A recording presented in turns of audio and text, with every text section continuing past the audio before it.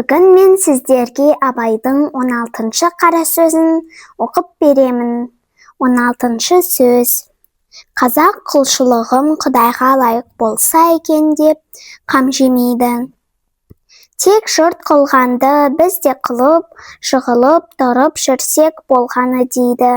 Саудагер несиесін жия келгенде, тапқаным осы біттім деп алсаң, ал әйтпесе саған бола жерден мал қазам ба? дейтұғыны болушы еді ғой. Құдай тағаланы дәл сол саудагердей қыламын дейді.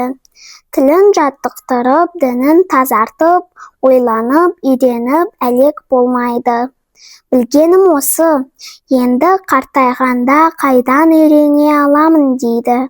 Оқымадың демесе болады дағы, тілімнің келмегенін қайтушы ед дейді.